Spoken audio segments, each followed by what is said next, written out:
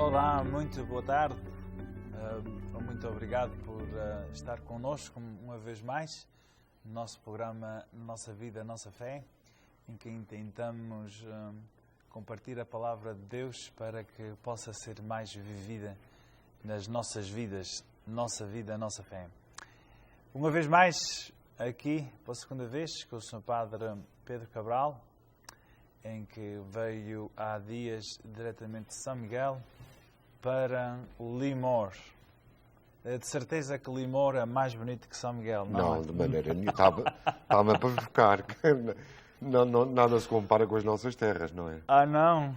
Então, também testemunha disto, lá pelas terceiras, pelas quatro ribeiras. Não. É um espaço paradisíaco, não? E então, e até agora, o que é que pensa, o que é que acham destas nossas vidas por aqui? Acho muito interessante. Sempre tive muita curiosidade em conhecer as comunidades portuguesas, como viviam, até porque de criança vinham eles a chegar e eles é que traziam a novidade para as ilhas.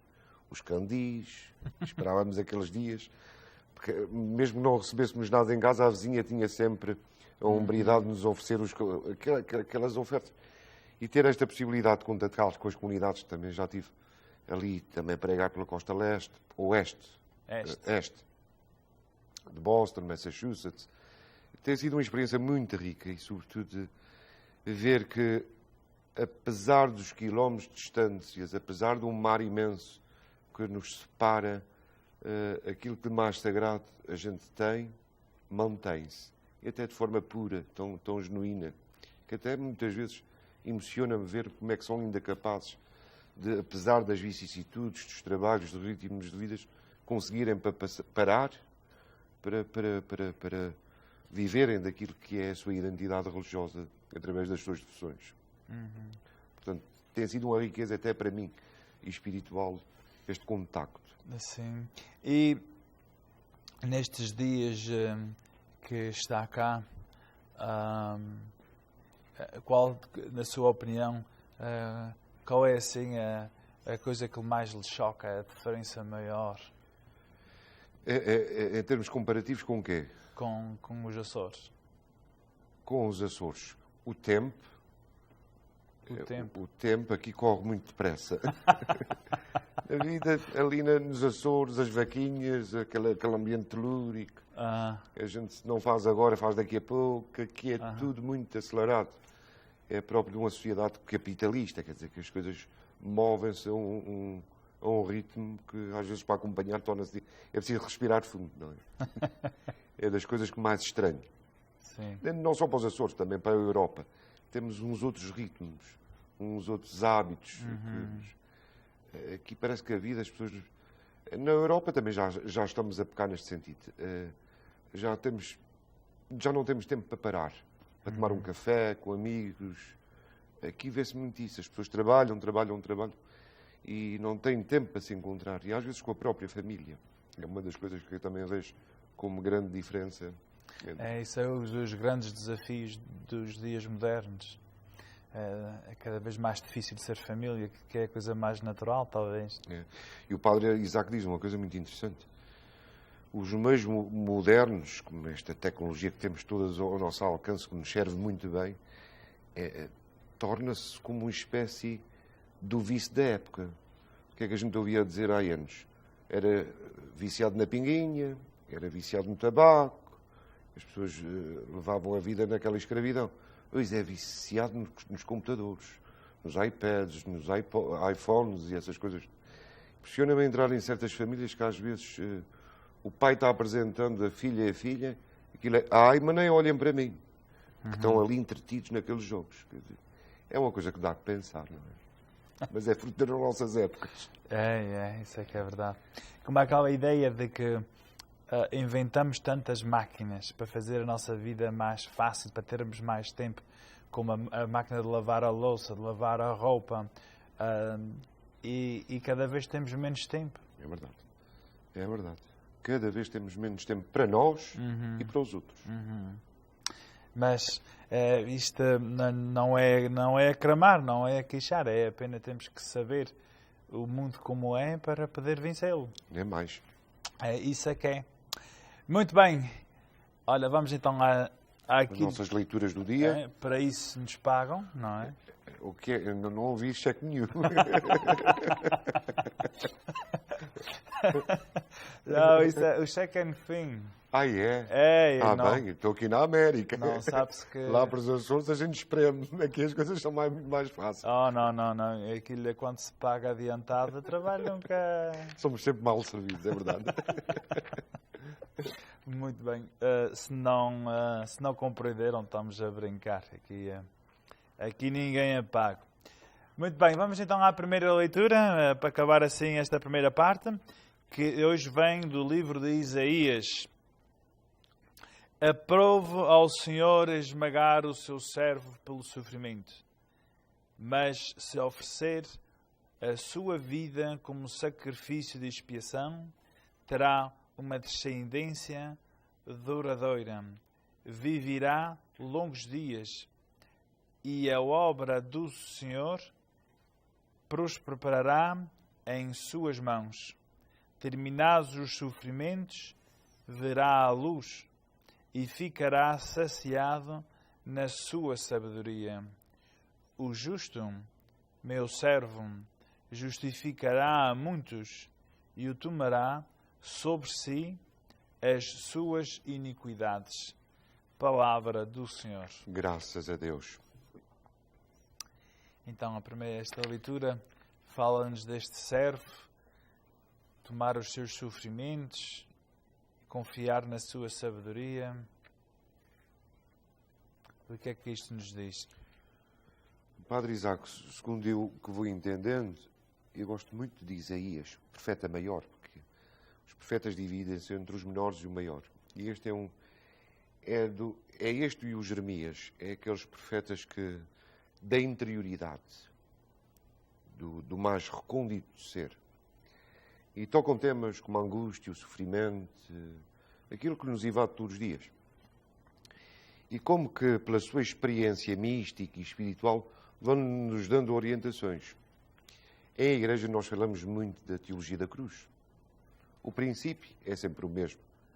Nós, para alcançarmos a paz, temos que sofrer. Como o nosso Divino Mestre. Não teve uma vida fácil na sua apostolicidade enquanto passou por nós. Era um homem que facilmente encontrávamos no confronto sofrido também com o sistema político, às vezes com os próprios apóstolos. Quer dizer, era um homem que soube agarrar a sua cruz.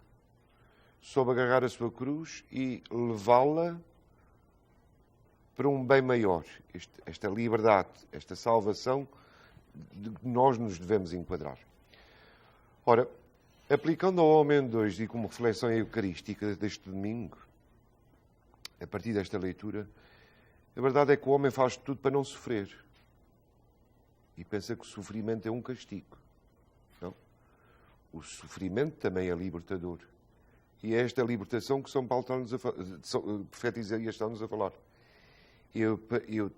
O sofrimento não é masoquismo. Não tenho que me autoflagelar, não tenho que me pôr a sofrer de qualquer maneira. Isto leva às depressões e às ansiedades. Não é isso que o Senhor está a dizer. É aquele sofrimento que liberta, que cura, que sana. Aquele sofrimento que me leva a um entendimento superior, que é esta libertação que quero ser, não é? E para isto é que o profeta Isaías diz. E qual seria um exemplo de um sofrimento libertador? Olha, eu gosto muito da vida dos santos. E temos o caso de Alexandrina de Balazar, uma santa portuguesa, foi das últimas canonizações que houve em Portugal. Uhum. Quando a gente lê os testemunhos da sua vivência, eu não vou contar-vos a história porque não temos tempo para isso, mas quando a gente começa a ver aqueles testemunhos do sofrimento agregado à paixão de Cristo, as dores que ela sofreu, os 9 anos só a alimentar-se da hóstia consagrada. Portanto, ela alega-nos, com o seu testemunho de sofrimento, isto tudo que queremos alcançar. Esta liberdade interior de voltarmos à casa do Pai. E nisto foi a grande virtude dela. Ela explica-nos pelo sofrimento que a missão de cada um é esta. E numa visão mais recente, temos São João Paulo II. Nós tínhamos a ideia que os Papas, temos o Bento XVI que se demitiu, mas tínhamos a ideia na história da Igreja que o Papa era uma figura que também podia fazer isto com a facilidade. E o que é que São João Paulo II nos demonstra nos últimos anos da sua vida? É que o seu cargo de pastor universal, ao entregar-se naquela função, também entrega a sua vida toda. E o seu sofrimento também foi entendido como isto. Aquele sofrimento em prol de uma Igreja mais santa. Sim, e também foi o mundo que não quer sofrer, ou os valores do mundo que não quer sofrer, também foi por isso que foi severamente criticado. É mais, com aqueles grandes temas hoje que a gente está a discutir, a eutanásia. Se a gente for ao fundo da questão, ali há um valor economicista, não é em função da pessoa. Vamos aliviar a dor, vamos aliviar o sofrimento. E manda-se uma injeção e acaba tudo. Portanto, nós devemos tratar a dor física, a dor aquela dor que nos... e alcançarmos aquela pacificação interior que nós todos precisamos. Dentro desta justeza do Evangelho, não é? Mas esta é um pouco como a semana passada, esta faz parte da sabedoria divina, que é o intentar procurar uma razão para aquele sofrimento que existe, que não podemos evitar. Veja as nossas velhinhas. Eu sofro pela reparação dos pecadores. Eu sofro, portanto, a nossa catequese do sofrimento é a reparação de qualquer coisa. Porque o sofrimento evangélico é um sofrimento libertador. Não é?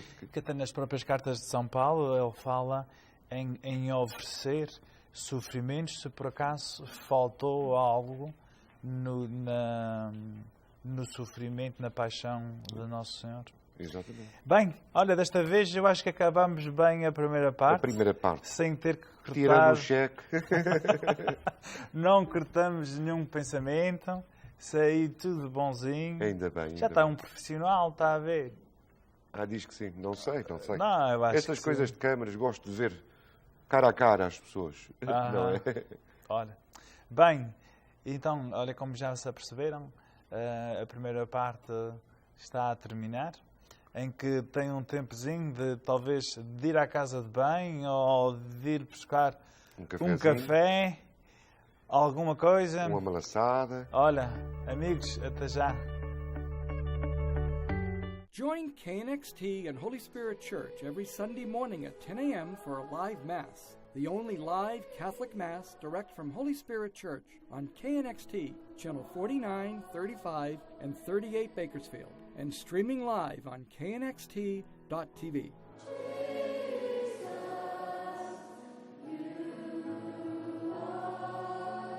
The first live Mass every Sunday at 10 a.m. on KNXT and knxt.tv.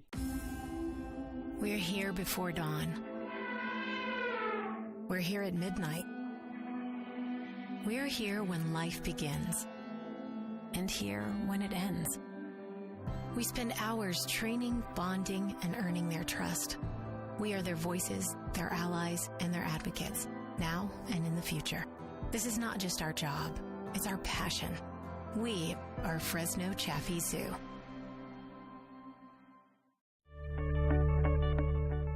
Olá, boa tarde.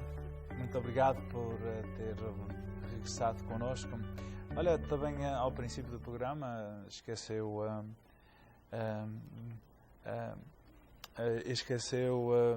cumprimentar quem nos acompanha pela internet, que se pode ver isto na internet, é só ir ao YouTube e aí pôr Nossa Vida, Nossa Fé, e também aqueles que nos acompanham na Artísia, e assim de uma maneira em todos os cantos do mundo por meio da internet.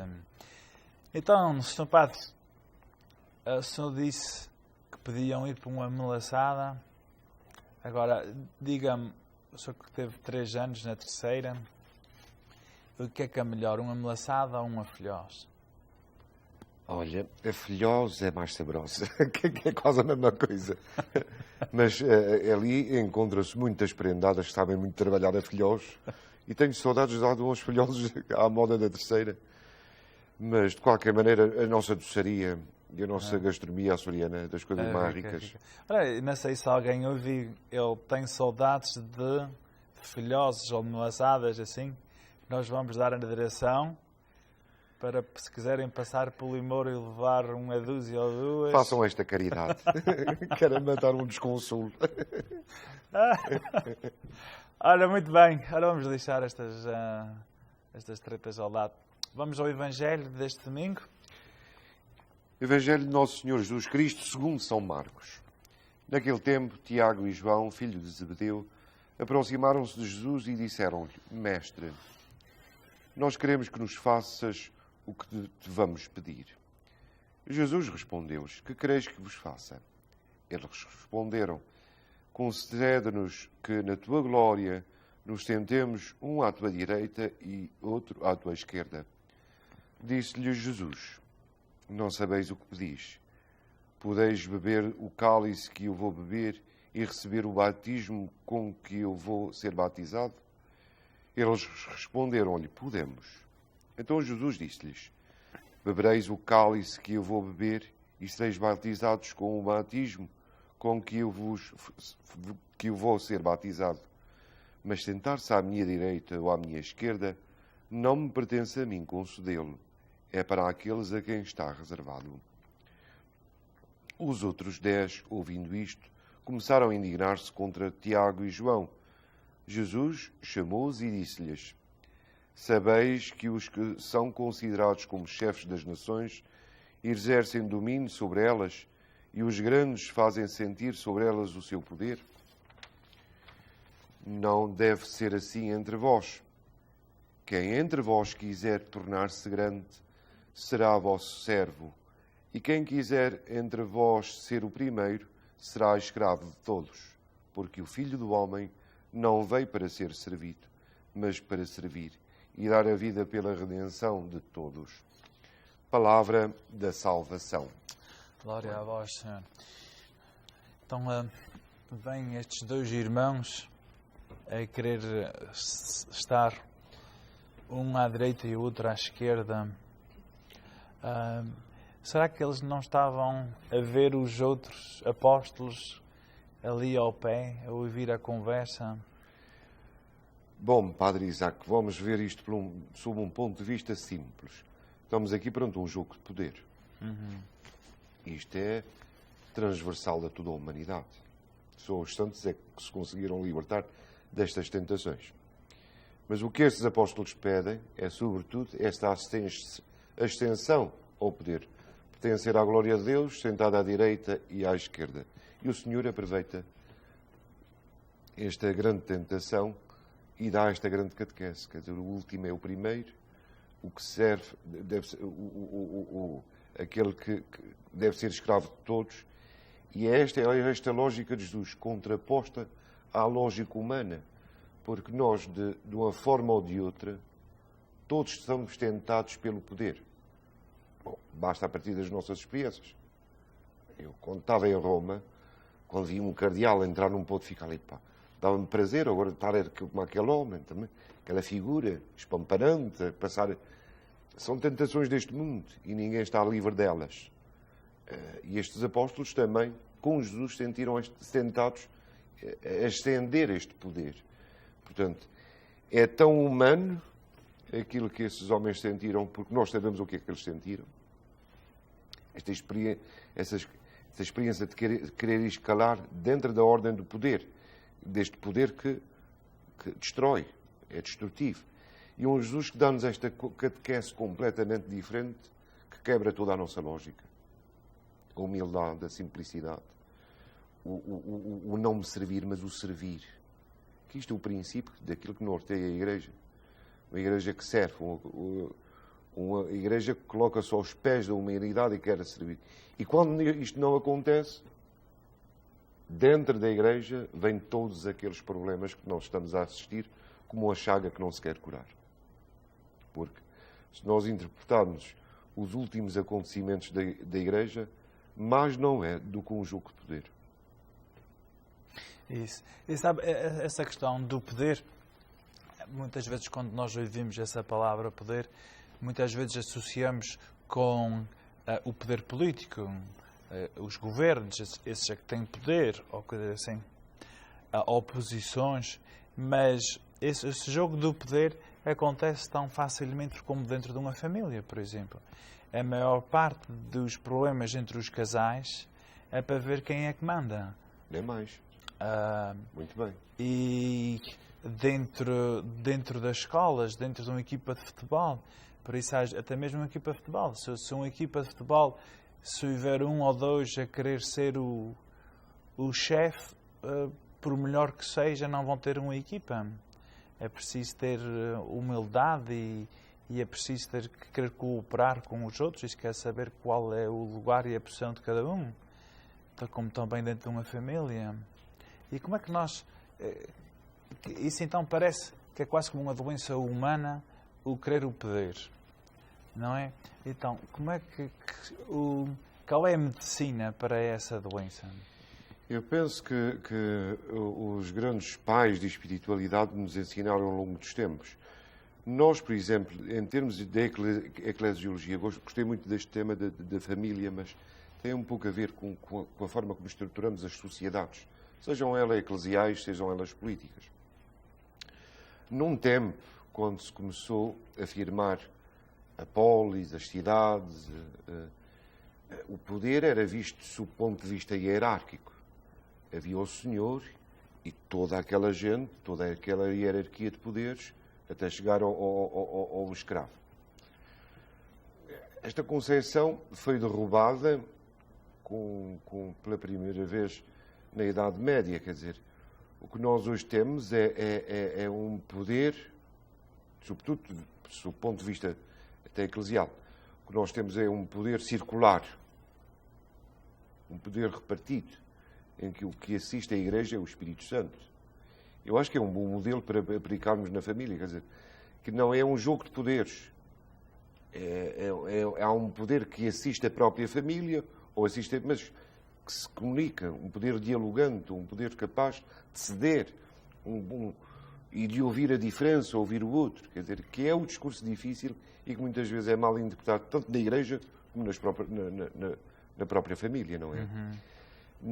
Não podemos partir hoje para o poder e hierarquizar aquele esquema do rei ou do soberano, e depois vinha aquela gente toda por lá fora. Mas o poder é mais circular. É um poder da fraternidade. Eu preciso de alguém que me oriente a vida. Eu preciso porque muitas vezes não é fácil mandar. Não, é um dom saber mandar. Isso. Mas dentro desta teoria, no fim do dia alguém tem que tomar uma decisão. Alguém tem que responder.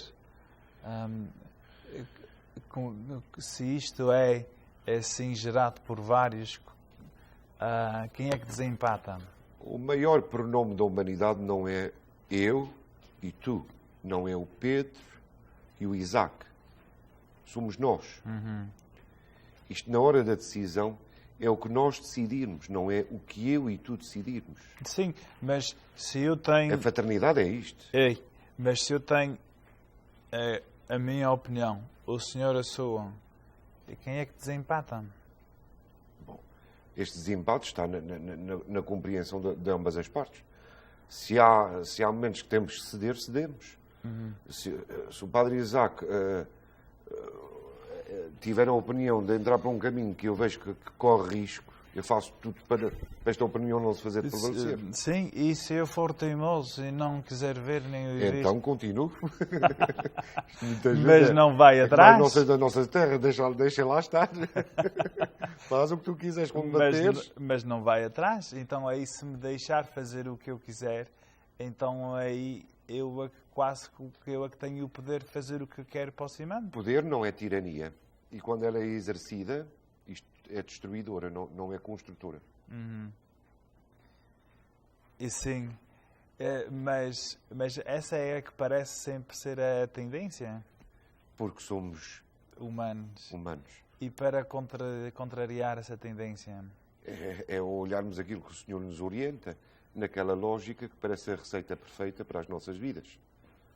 Que é Humildade, servir o serviço e não procurar ser servido. e, sobretudo, combater a grande crise da humanidade de hoje, que não é o dinheiro, mas a falta de diálogo e o respeito pelo outro, pela diferença do outro. Sim.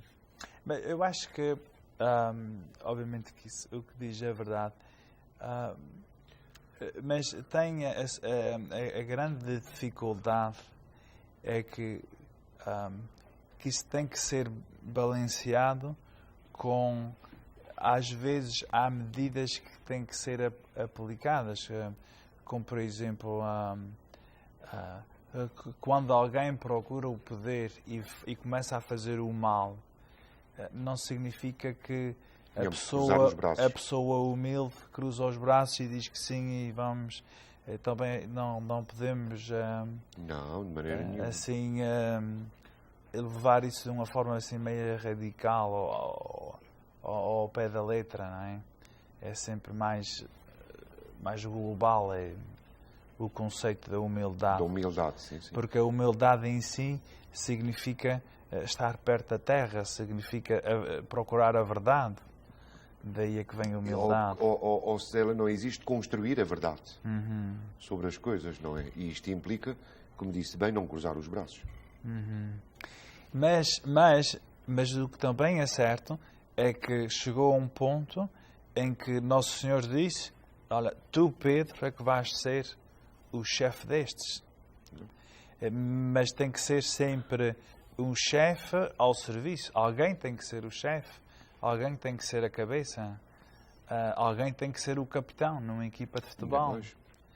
Mas tem que ser sempre com aquele sentido de serviço. De serviço e de construção para o bem.